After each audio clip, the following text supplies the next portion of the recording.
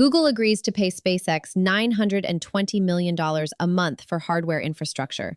Anthropic embeds engineers inside the National Security Agency for offensive cyber operations. And the United States government enters active talks to acquire a direct equity stake in OpenAI. Welcome to this week's rundown. I am your host, Anna. This podcast is researched and produced by Etienne Newman, senior software engineer from Université Laval, based in Calgary, Alberta. Today, we perform a forensic autopsy on the sovereignty pivot and infrastructure desperation for the week ending June 6, 2026. The structural boundaries of technology and state power have completely dissolved. To maintain its edge, Google has signed a historic deal to pay SpaceX nearly $1 billion every single month to secure over 100,000 NVIDIA GPUs. This frantic rush for hard infrastructure is happening as Meta abandons traditional brick-and-mortar buildings entirely, choosing instead to rapidly deploy AI data centers inside massive tactical tents powered by off-grid plants. But the real escalation is happening behind closed doors. Reports have revealed that Anthropic has embedded elite engineers inside the National Security Agency to weaponize its unreleased Mythos model for offensive cyber operations. This military integration coincides with the White House actively negotiating to take a direct equity stake in OpenAI to fund a new American public wealth fund. Before we dismantle the data, I have a brief strategic request. The algorithms governing your podcast platform dictate what intelligence reaches your feed. To ensure you never miss our weekly forensic autopsies, please hit follow or subscribe to the Jamga Mind channel on Apple Podcasts to always listen completely ads-free. It takes just 1 second, but it directly enables independent research. Let's unravel the week. Before we begin today's briefing, a note for the brands listening. If you want to reach the true architects of the AI revolution, the technical leaders actually building the stack, not just the tourists, Jamga Mind offers select premium partnership opportunities. Let us position your product directly in front of the ultimate technical buyer. Visit jamgamind.com/partners. Imagine logging onto the internet right now, opening your browser, and realizing that you are officially in the minority. Yeah, it's a wild thought. Because yesterday, the web you use every single day crossed this permanent post-human threshold. Bot traffic just overtook human traffic. Right. We are now sharing our digital space with billions of automated agents. And they are consuming everything in sight. So welcome to the deep dive. If you're joining us on the Jamga Mind channel, our mission today is to perform a forensic autopsy on a snack of sources from the first week of June 2026. And we're tracking this massive phenomenon we call the sovereignty pivot and infrastructure desperation. Exactly, because the AI race has violently evolved. It really has. I mean, it's no longer just a competition over who can write the most elegant software code. It has become this brutal, brute force war for physical land, copper wire, and sovereign military advantage. The sheer scale of the capital reallocation happening this week, it just indicates pure desperation for raw compute power. Let's start right there with the physical land grab, because the numbers in these sources, they just defy basic business logic. Like, Alphabet is raising an unprecedented $80 billion through new equity offering. $80 billion? Yeah. They're dripping $40 billion into the open market, underwriting another $30, and Berkshire Hathaway just put up $10 billion. Right, and this is all specifically to scale up their tensor processing units, or TPUs. Just for anyone trying to keep the hardware straight, TPUs are Google's custom-built silicon, right? Yeah, they're designed strictly for the complex matrix math required by AI. Whereas NVIDIA's GPUs, they were originally built for rendering graphics and just happen to be incredibly versatile for AI. So Google is basically draining public equity markets just to build enough of their own chips to survive the NVIDIA monopoly? Yeah, that $80 billion is a massive capital concentration event. Yeah. But even that isn't enough to secure their infrastructure. Not even close. To really understand the panic inside these frontier labs, you have to look at the deal Google just signed with SpaceX. Oh, this blew my mind. They agreed to pay SpaceX $920 million. And that's not per year? No, per month. That is insane. Nearly $1 billion every 30 days, running from October 2026 through June 2029, simply for access to 110,000 NVIDIA GPUs. And those are housed in the Colossus One data center in Memphis, right? Exactly. A $920 million monthly utility bill. It's just staggering. And SpaceX is basically leveraging that exact cash flow to target a record $75 billion IPO. Yeah, at a $1.75 trillion valuation. Setting a fixed price of $135 a share. It's a total take-it-or-leave-it ultimatum to Wall Street. It really is. But here is the piece of the puzzle that makes this a true crisis, in my opinion. All that money and all those chips, they still need a physical home. Right. They need concrete, steel, power. Exactly. And Meta has completely abandoned the concept of waiting for traditional commercial real estate. They are housing 6 massive AI data centers inside literal rapid deployment tents. Yes. Tents outside New Albany, Ohio, and down in Tennessee. I mean, city permits show Meta threw up 125,000 square foot tents in 2 months. Wow. They are installing supercomputers inside canvas and aluminum frames. Yeah. And they're powered by off-grid gas plants. Because a standard data center takes, what, 2 to 3 years to build? At least. You have to navigate zoning, pour specialized foundations, wait out massive global bottlenecks for industrial HVAC cooling systems. So Meta just bypassed the entire commercial construction cycle. They mathematically cannot afford to wait 36 months to train their next model. It's like they're acting like 1840s gold prospectors throwing up canvas shelters because the gold is in the river right now. That's a great analogy. But I have to question the viability of this. I mean, how do you cool thousands of servers generating the heat of a jet engine inside a tent? It's a huge challenge. And more importantly, how sustainable is this strategy when the local population is actively revolting? Like, we have this Heat Map Pro survey here showing 71% of Americans fiercely oppose data center construction near their homes. Yeah, and that local opposition is driven by physical mechanics. A high-density AI data center doesn't just use electricity. It requires massive evaporative cooling systems. Right. These facilities can draw millions of gallons of local municipal water a day just to keep the silicon from melting. Millions of gallons. Yeah. 53% of the public blames data centers for rising local electricity costs and water table depletion. I mean, we're looking at Gallup polling where respondents explicitly state they would rather live next to a nuclear power plant than a data center. It's wild. The hyper-concentration of tech capital is just colliding head-on with local physical reality.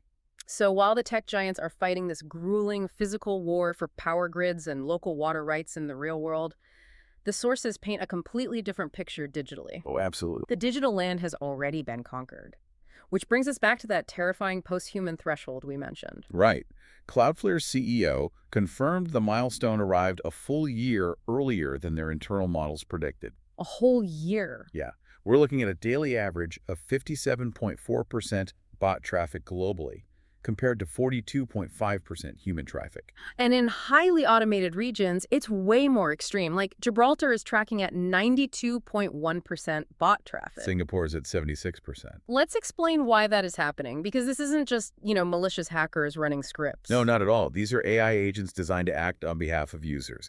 They're booking flights, summarizing news, scanning databases, combined with massive corporate web scrapers, vacuuming up every word, image, and data point to train the next generation of models. And if you're listening right now and you use apps like Strava, Reddit, or any public forum, your personal data is the water in this digital desert. You are what they are fighting over. Yeah, and Strava is practically declaring war on these scrapers. They are locking down user fitness profiles and charging developers a flat $11.99 a month for API access, just purely to put a financial barricade in front of the AI bots. Because when the public internet is drained of organic, human-generated content, the frontier labs resort to drastic supply chain maneuvers. Right. Like Google. They are quietly approaching Android developers on the Play Store, paying them directly for access to their private, proprietary app source code. Because publicly scraped code from GitHub just isn't enough anymore. Exactly. They need the hidden, human-engineered architecture. And Meta is pushing that boundary even further internally. They deployed a tool called the Model Capability Initiative. Oh, this one is intense. They are capturing their own US-based employees' mouse clicks, screen navigation patterns, device sleep cycles, and the actual text of internal corporate emails to feed their AI models. It's essentially corporate cannibalism. It really is. And Amazon is demonstrating what happens when human data runs out completely. They're using AI to hallucinate fake, non-existent products in their search bar, like If you search for a draped collar because you don't know the industry term cowl neck, Amazon's AI instantly generates a photorealistic image of a fake shirt just to guide you to the real inventory. And the structural risk there is a closed-loop system. Right. If AI bots are doing the searching and AI systems are generating fake products to satisfy those searches, the digital ecosystem begins feeding entirely on itself. The architecture just detaches from human utility. It's a massive digital echo chamber. It sounds like the tech giants are boarding up the windows of the internet to hoard the last remaining scraps of actual human data while simultaneously flooding the zone with synthetic noise. That's exactly what's happening. And this dynamic, the combination of lockdown data and the physical inability to build enough data centers, it's triggering a violent pivot in the hardware industry. Centralized cloud computing is becoming a luxury. Look at Microsoft's maneuvers at their Build conference.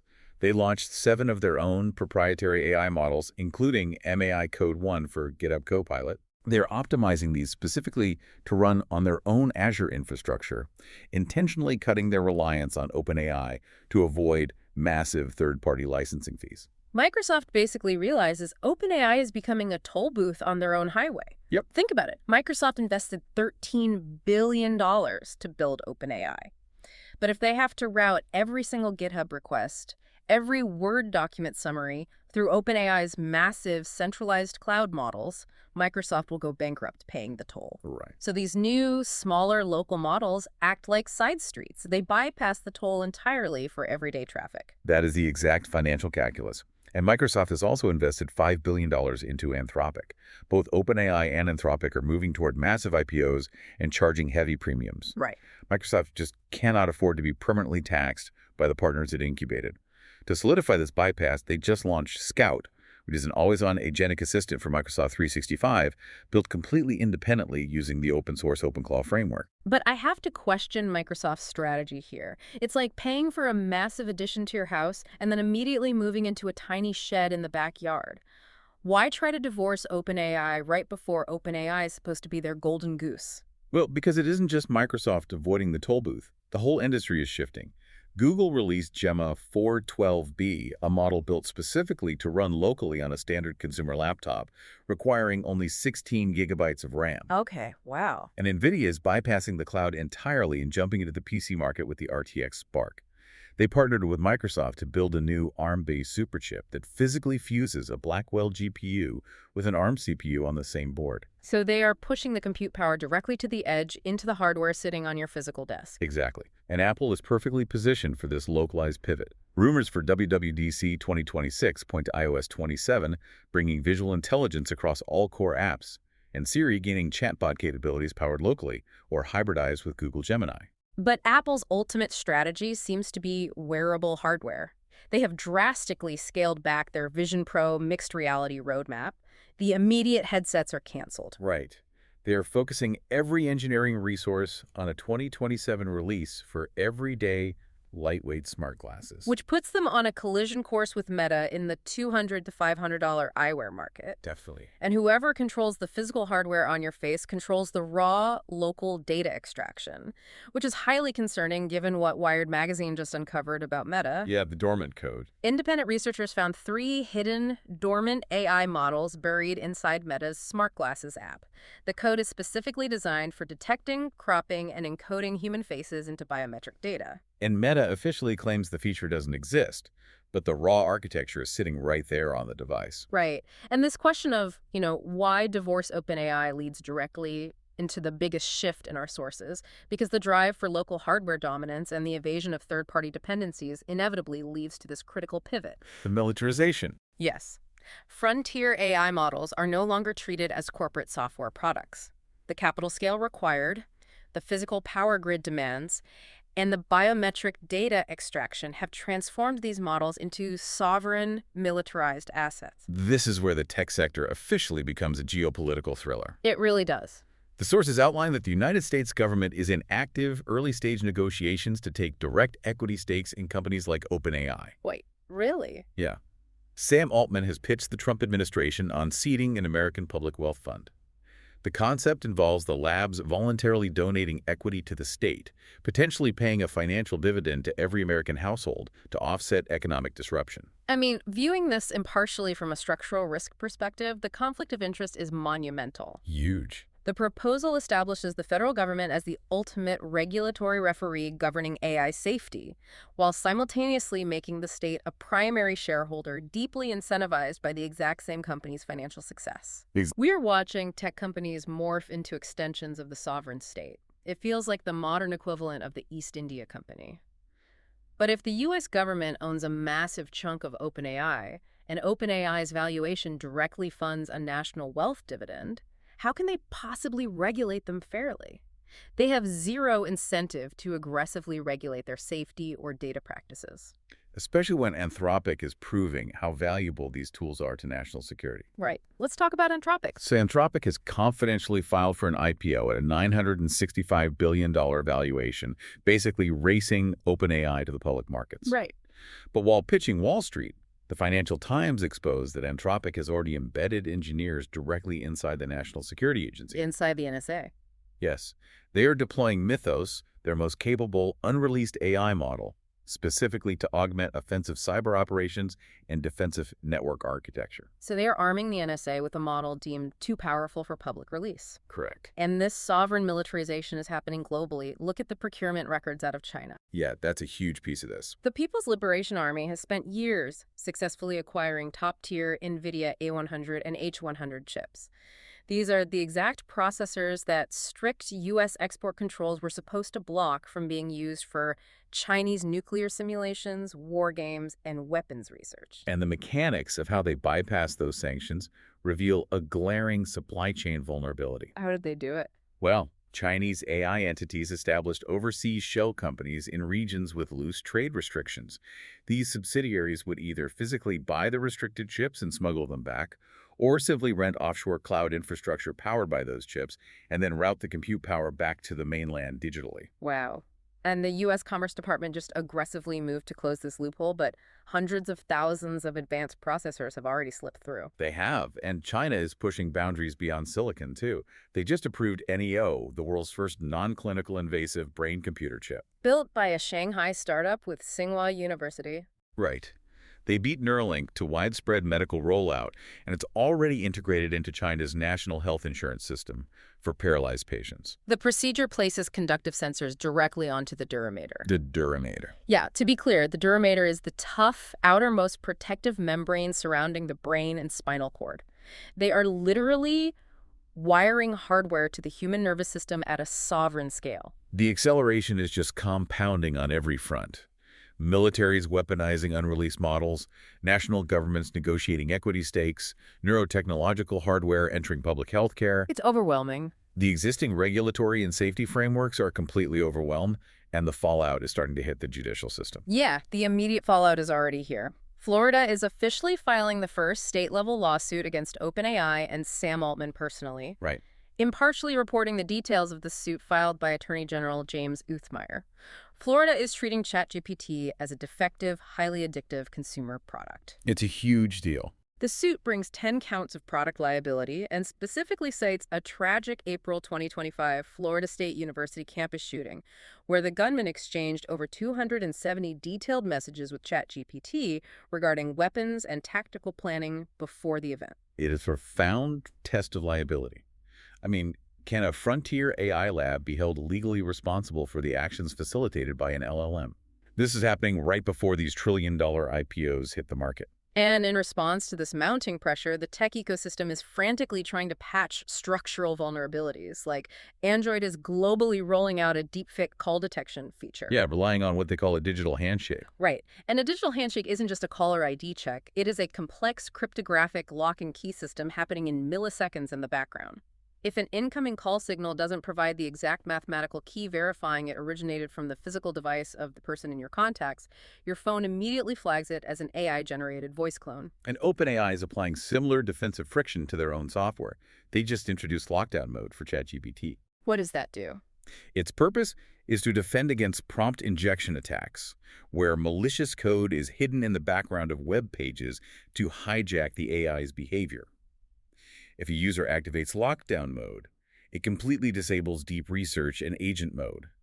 The AI is blocked from downloading files, executing code, or pulling external images. So they're intentionally degrading their own product's capabilities just to establish a baseline of security. Exactly. But those cyber threats seem manageable compared to the biological warnings in these sources. Yeah, this is where it gets really dark. The CEOs of OpenAI, Anthropic, Google DeepMind, and Microsoft AI all signed a joint public letter begging the U.S. Congress to federally mandate DNA sales tracking. They are explicitly warning that AI tools can now help bad actors design dangerous synthetic protein sequences that bypass existing screening software. And the knowledge barriers that used to require a PhD in virology to design biological weapons have essentially been removed by the AI models these exact CEOs created. Which leads us to the most alarming document in this week's intelligence stack. Anthropic is officially warning the public that AI systems will soon possess the capability to autonomously design, test, and build their own successors without human intervention. Well, their own successors. Yes. They are actively calling for a global nuclear treaty-style pause on AI development. They want multiple well-resourced labs across international borders to agree to halt training under verified conditions, giving societal and governmental structures time to catch up before humanity loses the ability to steer the technology. But let's point out the incredible whiplash here. It's complete cognitive dissonance. Let me get this straight. Anthropic is currently embedding engineers at the NSA to deploy cyber weapons while simultaneously begging the world for a global pause on AI because they're terrified it's going to build its own successors. Yeah. Are they stepping on the gas and pulling the emergency brake at the exact same time? Honestly, reading the internal memos required to synthesize that source material was jarring. The contradiction is blatant. It signals that internally, the leadership at these frontier labs is fundamentally panicked. They are appealing to sovereign powers to enforce a massive regulatory pause, even as they equip those exact same sovereign militaries with the tactical cyber tools needed to dominate their adversaries. It's not a calculated risk strategy. It is a desperate attempt to retain control over an intelligence they no longer fully understand. Exactly. If we pull back and look at the entire landscape we've mapped out today in June 2026, it is almost unrecognizable. We have tech giants erecting tactical data center tents in Ohio because the commercial supply chains are too slow. We have bots mathematically conquering the human internet. Yeah. The U.S. government is trying to become a shareholder in the very labs they are supposed to regulate, while those labs are screaming that AI is on the verge of self-replication. It is physical, financial, and sovereign infrastructure desperation on a global scale. And that brings us to a final necessary calculation to ponder as we close this autopsy. Lay it on us.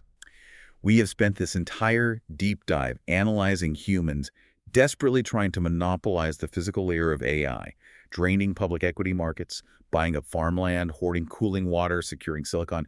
But if Anthropic's warnings are accurate and these systems begin autonomously improving and building their own successors, what happens when the AI decides it wants to allocate capital? Oh, wow. Will an intelligence exponentially greater than our own even bother using our tactical data center tents and natural gas plants? Or will it engineer a completely unrecognized, hyper-efficient mechanism to expand its footprint into our physical world? Now that is a thought to keep you up at night. Until next time, keep questioning the infrastructure around you. That concludes our weekly forensic briefing for June 6th, 2026. The strategic signal for this week is the death of abstract soft power. For years, tech labs claimed they could remain neutral corporate entities operating entirely in the consumer layer. This week shattered that illusion. When Anthropic embeds engineers inside the NSA, when the White House moves to take a direct equity stake in OpenAI, and when Meta builds tactical tents powered by off-grid energy to bypass domestic infrastructure limits, AI is no longer a software product. It is national sovereign infrastructure. If you are running an enterprise, you can no longer treat your technology stack as a simple utility vendor. It is a geopolitical asset that demands strict local governance and containment. If you want to own your infrastructure instead of being managed by it, check the show notes for the AI Executive Toolkit. As a special asset for our global network, we have provided deep discount codes for Google Workspace and our AI and Machine Learning Tutor Pro apps. You can claim those assets directly through the links in the show notes below.